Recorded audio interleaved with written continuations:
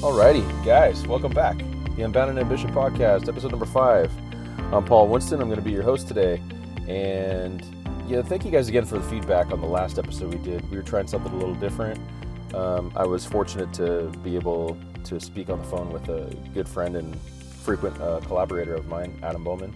And it turned out really well, I thought. So it is something we're going to strive to implement in the future, in future episodes. But anyway, this episode's going to be another little bit of a different approach. I'm going to kind of go off the cuff here quite a bit. So I was getting several emails about fitness, about acting, about modeling, about everything in the industry, and both industries basically that I'm involved in, which is the entertainment industry and the fitness industry now. So I've went ahead and I got a bunch of these emails printed out here, and I've got some inquiries from people that were just curious about my life, curious about what I'm passionate about, curious about my future, et cetera, et cetera. So I'm just going to kind of break it down step by step here. Not going to take too much time on it, but again, I'm getting a lot of the same questions and emails. So I figured, why not just use this platform to answer several of these questions all in one place. So just to get started here, I'm going to keep everybody anonymous too, by the way, because if I didn't have a chance to reach out or respond, I don't know about anybody's privacy, so I'm just going to keep it anonymous just to be safe. But if you hear something of yours on there, thank you again. You guys are awesome. I love all the feedback and I love all the questions. So first one I've got here is fitness and workout videos. So this is something that I've been getting a ton of requests on. And basically this question says, what do you like better, acting or bodybuilding, and will you be doing more fitness and workout videos? This is a tough question. I cannot put one above the other as far as acting or bodybuilding. I love both equally. Acting was my first passion, so I will say that first. But bodybuilding has become something very important to me.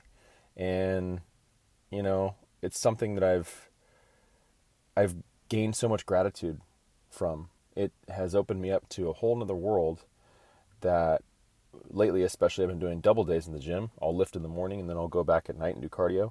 I'm pretty heavy in prep right now for a contest on November 8th down in Huntington Beach. So this is my life right now. My life is eat, sleep, train, and sleep some more.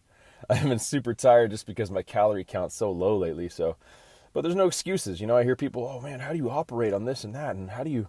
What do you mean, how do I? I just do it. I do it until the job gets done. That's the bottom line. And a lot of people don't understand what it takes to do these things. A lot of people, from the feedback I've been getting, they think it's some sort of a magic pill.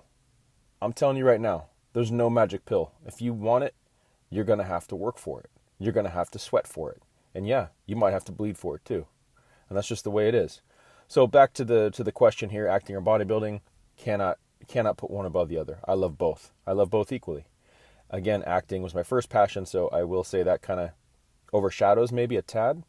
But for the most part, they're both on an equal playing field for me.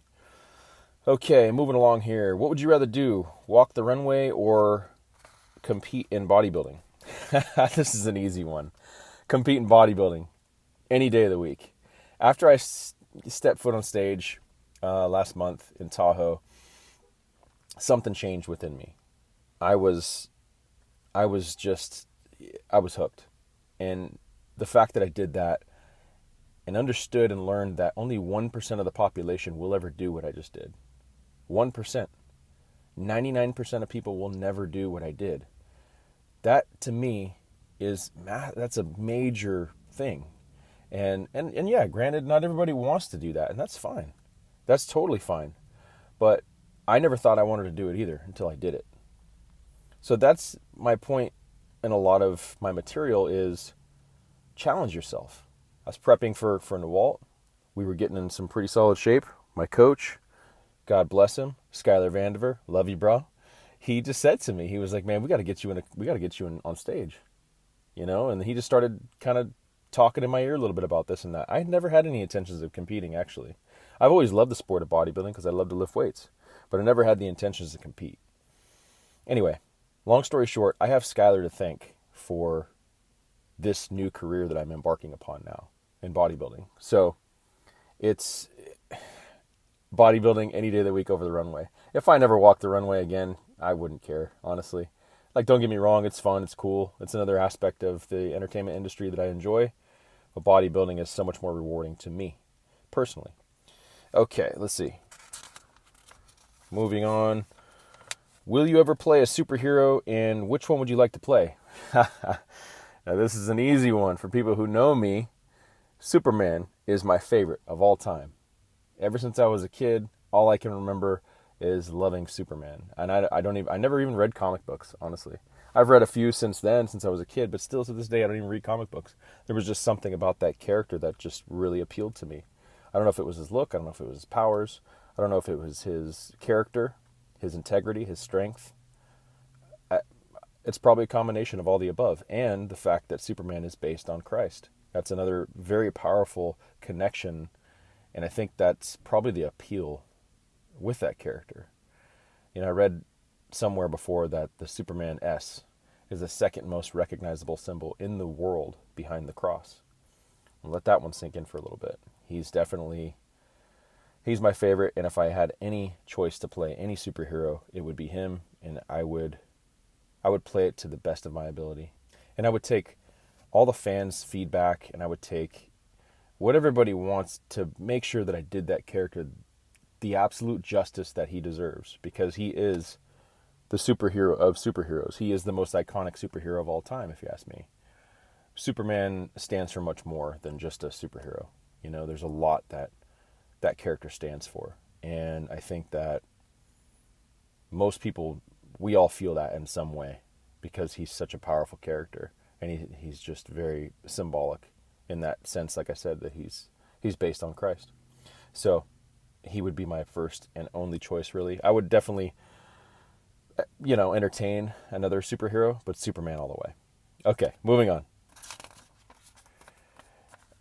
Would you ever do The Bachelor or Bachelorette? So when I first started in this industry, I made a commitment to myself and my career that I would never do reality TV. Now, I've since, taken a step back on that stance. There is certain reality TV I would do if I was, like for fitness, if I was building, a fitness program and giving back in that way, or training programs for fitness, or the podcast, of course, is some sort of a reality because it's me. But like as far as reality TV goes, where people are following me around cameras in my house and documenting my everyday life, I'm not interested. I kind of come from an old school actor's standpoint of let's keep at least, it's hard in this day and age with social media and everything, but let's keep at least a little bit of mysteriousness about the actor. In that way, it's easier for you to believe that I am a character that I'm playing. The more you know about somebody, the harder it is for you to believe that they are that somebody they're portraying on camera, on film, on the screen. So reality TV for me would be a no. Okay, moving on. Let's see here. What are your other interests besides acting / filmmaking and lifting weights? That's a great question. I have many other interests. Those are probably at the top of the list, of course. Acting, filmmaking, production, lifting weights. These are two things that I pretty much do almost every day. So other interests, I love a lot of stuff. I love cars. I'm a real big gearhead. I love to wrench on cars. I used to work on old cars is what I started with. My first car was a 1966 Mustang, and this is back in the day when they used to have auto shop. And I heard they took auto shop out of my high school, so kind of sucks for the kids, but it is what it is. But learning my way around an engine, I learned a ton on that 66 Mustang. I learned how to operate a car. I learned how to work on a car, because back then it was, when they made cars back then, it was very simplistic. And it was easy to learn on something like a 66 Mustang, because there's 8 wires for the whole engine. Nowadays, I pop a hood. It's definitely confusing for me, just like it would be anybody else. But to answer the question, I love to work on cars. I want to build cars. Like, I want to restore cars when I have the time and I have the energy to put into that. That is definitely a hobby that I want to get more into. I like outdoors. I really love the outdoors. I like fishing. I like hunting. I like anything outdoors is totally me. I like kayaking. I like whitewater rafting, which I just did for the first time, which was amazing. I just did that a couple months ago. Highly recommend that. If you guys have never been whitewater rafting before, please go try it. It's amazing. You will love it. It's just, and now that's ignited a whole nother, aspect of happiness in my life to go and explore. I mean, this is a beautiful land that we should be out exploring and take it all in. Appreciate everything that this place has to offer. We could get caught up very easily in the, oh God, this is so bad. It's this, it's that, it's the other. Man, if you just go drive out into the country, look around you. There's so much to be grateful for. So, exploring, outdoors, hunting, fishing, working on cars. These are things that I like to do when I'm not busy at the gym, or if I'm not busy on set or working on a film or a project. These are definitely things I really enjoy doing. Okay, next question. When will Nawalt be available to see? So this is a great question, and this is something that's on the forefront of my mind almost every single day at the moment, because we've had so many delays, because we've had so many shutdowns and issues to deal with COVID during production of Nawalt. We've had to find our workarounds wherever we can. Now, no excuses. It is what it is. We're still going to get it done. Obviously, this has gone far longer than we had ever anticipated, but we are diligently working at it, and we are striving to get this done within the next several weeks. Now, I've got a bodybuilding competition that's coming up, so that's kind of also, because I'm one of the producers and the actor in this piece, it's throwing a monkey wrench into our production, but it is what it is. I made the commitment to get into bodybuilding. I made the commitment to do Nawalt, so I have to make the best and make do with whatever we have and whatever we have available at that particular time. So, with that being said, we do not have an exact release date for Nawalt at this time. I'll keep everybody posted on social media, especially with dates and releases and whatnot. So we do have an option on it. So that's kind of the first priority when this thing's all said and done. Moving forward, our county where we're finishing out the production of Nawalt is still in lockdown. Like, it's still completely locked down up in Sonoma County in Northern California. So, and that's where our final 2 locations are. So it's made it very, very difficult for us to get this damn thing done. And sometimes it can be pretty frustrating. And those who know me know I'm a very positive person. But sometimes I'm just like, what the fuck? Sometimes you just got to say it. You got to get it out and you got to vent it out. Because a lot of this is very, very, very frustrating, especially when you're adhering to every single rule and regulation that they're giving you, and yet you still cannot do certain things. So there's some other ones in here that kind of touch on similar questions or somewhere around what I already answered. So we're just going to leave it at that. I do want to end this episode, guys. I'm going to keep this one kind of short, of course, but I want to end this episode on what it takes to really succeed in your life. And I mean, these messages, these are just a little taste of the DMs, the emails and such that we get. The common thread I get with a lot of these questions, like the ones I just read off, are, people asking me how do you do this? How do you continue to do all these things? And how are you just seem like you don't have time for anything else, but you're so busy, but how do you get all this done? And okay, so I've got a great episode called Time Management, which I'm going to pin on this video here on YouTube. But also, just check it out. You could always check out our account on Apple Podcasts, Spotify, and YouTube, and you can find the time management one. People requesting, my feedback, my opinion, asking about my personal life. This is pretty new to me, so I'm just going with the flow. So just bear with me as I learn, as you guys learn with me. I'm having a good time with it, so if you guys are having a good time, let's have a good time with it together. But with that being said,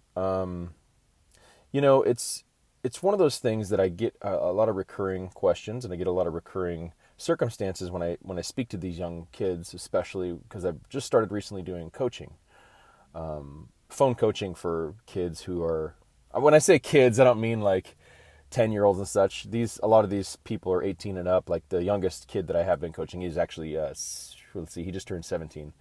So I've noticed a lot of common things with this younger generation that are born in the early 2000s. And there's so many issues out there in the world, and there will always be issues. That's That's just the way it is. Life is one of those things where it's never going to be perfect. It's never just going to be nice and smooth. And it shouldn't be that way because of the fact that you were built to be challenged. That's why you were here. You're built to be challenged, to grow, to learn, to gain, and then give back. That's a key thing a lot of us always forget about, like give something back. Luckily, I started to learn that in recent years, how important it is to give back. Give something back. I don't mean money. I mean, if you can give money, give money. But I mean something, whatever that might be. If you're making donations of clothes, if you're donating your time, you're mentoring, if you're helping others in some way, give something back. It will bring you happiness and joy greater than you could ever imagine. For me, giving back has created a sense of gratitude that I never would have known was there. I never would have known even existed if I hadn't begun to give something back, give my wisdom, the things I've learned, help the younger generation, help them better themselves, help them think for themselves.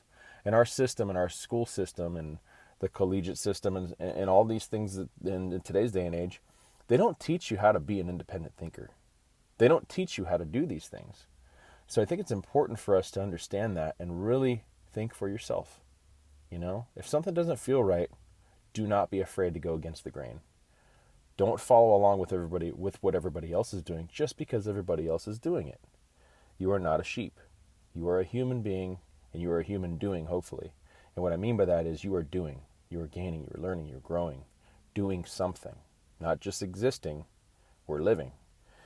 So anyway, again, just to kind of keep this episode a little short, I just want to cap this off with one of these common things I noticed with the kids I'm coaching and with people, even in my life, that in, the recent, let's say the last year, I've cut several people out of my life, weeded them out, and sometimes that is very necessary to cut the dead weight.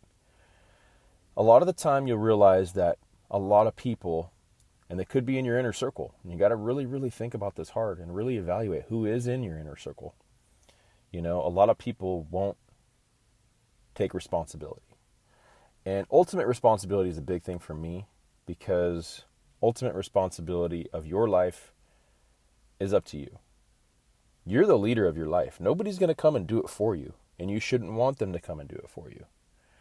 And a lot of these kids that I'm coaching, the ones that are in their late teens and early 20s, they're looking for somebody to do it for them. Ultimate responsibility is a big thing for me. A lot of these kids don't have it. They weren't raised with it. They didn't learn it. They didn't experience it. Take responsibility of your life. You are the leader of your life. You are the leader of your ship. Nobody's going to steer it for you. And if you go through your life expecting or wanting or wishing somebody to steer it for you, don't come back and complain when it went somewhere that you never wanted it to go. Which brings me to my next point is when I began this weeding out process in my life, weeding out these people, there was a couple of my friends that had this common thing of just no ownership, Leaders in this world take absolute ownership. Doesn't matter the circumstance, doesn't matter what's going on the outside, doesn't matter anything. Don't put the blame on anybody else. Don't make excuses for yourself or anybody else. Take absolute ownership, take charge, find your workaround, find your way around it, improvise, whatever these circumstances are, adapt to them, and then overcome them. It's that simple. You could sit here and point and sputter all you want all day, every day, like many people do. And it ain't going to get you a damn thing. And this life doesn't owe you a damn thing. So, absolute ownership. That's everything that's in this world. Own it. Own it. Humility. I'm going to end it on this one here, guys. So, a lot of people get caught in their head that being confident is cocky. Being confident is, overly just full of yourself and this and that. Wrong. Staying humble and having that steadfast humility and staying humble are key components to being confident. Confidence is something that you gain through time. A lot of the time, we're not born with confidence, right? You'll gain it as the years progress, as you build, as you progress in your life, career, body, goals, what have you. That's how confidence is built. right? It's like Arnold says, when he started winning these little trophies, he started competing in these bodybuilding contests, winning a trophy, and then another trophy, then a medal, then another medal, then a bigger trophy, then a bigger medal. This built up his confidence to where he became an unbreakable force within bodybuilding, to where he was unbeatable in his mind. He was unbeatable, and that projected, and that was his confidence. Now, a lot of people mistook that for cockiness, which that's probably debatable. That's whatever. But at the same time, the point remains the same. The humility part of confidence for me is being willing to do what needs to be done. Being willing to do what needs to be done. Now, that means whatever your job is, I don't care if you want to do it for your career or not. Do it to the best of your ability.